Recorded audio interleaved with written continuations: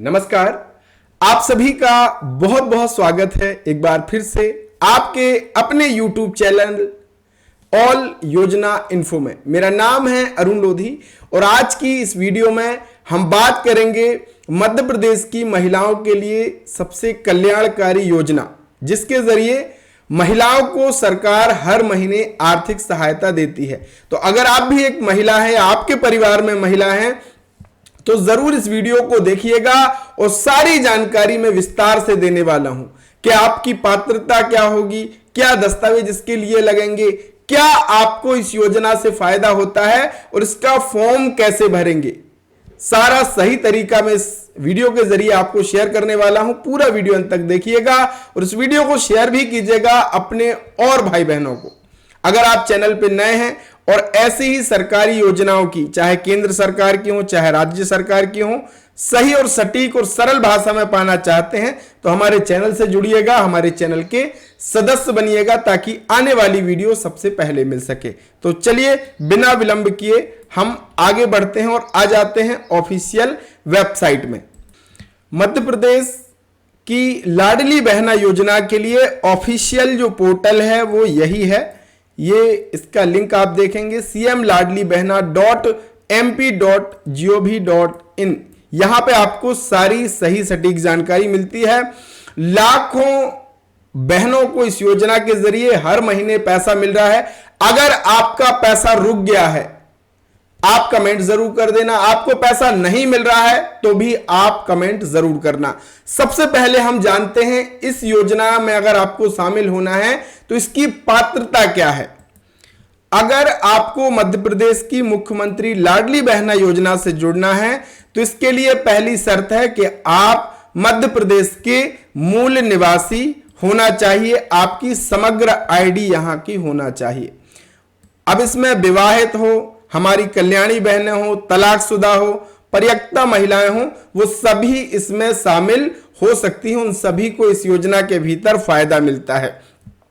इसमें जो सबसे महत्वपूर्ण है, आवेदन के कैलेंडर वर्ष में 1 जनवरी से आपकी जो न्यूनतम आयु है वो 21 वर्ष आपने पूर्ण कर ली हो और 60 वर्ष की आयु, 60 वर्ष से आपकी आयु कम होना चाहिए, यानी 21 से 60 साल के नीचे आपकी आयु होना चाहिए, तो आप इस योजना की पात्रता रखते हैं।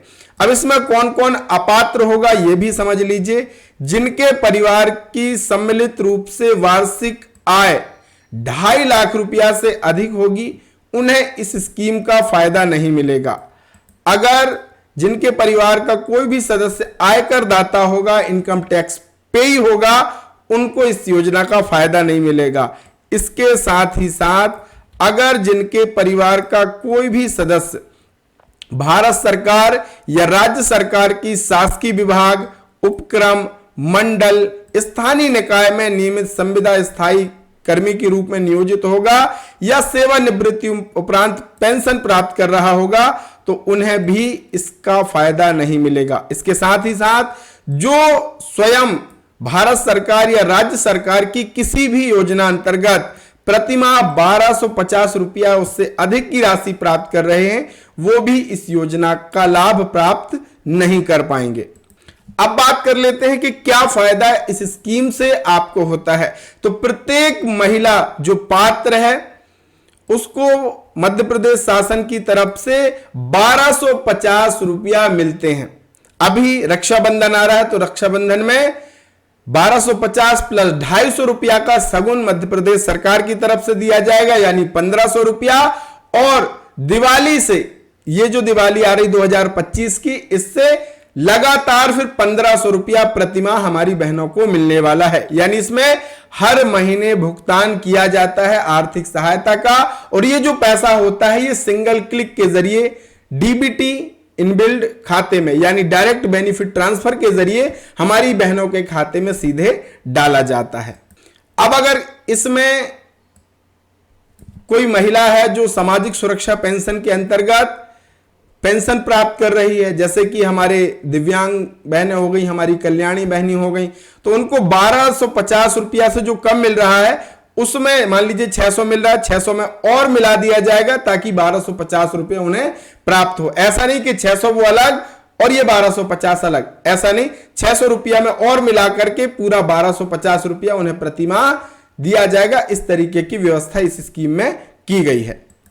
अब आपके पास क्या क्या दस्तावेज होना चाहिए अगर आपको इस स्कीम का फायदा लेना है, तो क्या दस्तावेज आपके पास होना चाहिए? तो सबसे पहला आपका समग्र आईडी बना हो, और निश्चित ही अगर आप मध्य प्रदेश के हैं तो समग्र आईडी आपका बना होगा, और व्यक्तिगत आपका बैंक खाता हो। ज्वाइंट अकाउंट इसमें नहीं चलता है, व्यक्तिगत बैंक खाता आपके पास होना चाहिए, और जो आपका बैंक खाता है वो आधार कार्ड से लिंक होना चाहिए, और उसमें डीबीटी यानी डायरेक्ट बेनिफिट ट्रांसफर का जो ऑप्शन है वो एक्टिव होना चाहिए। ये दस्तावेज आपको जरूरी है। और इसके बाद अब हम बात करते हैं कि इसका फॉर्म कैसे भरता है और कहां से भरता है।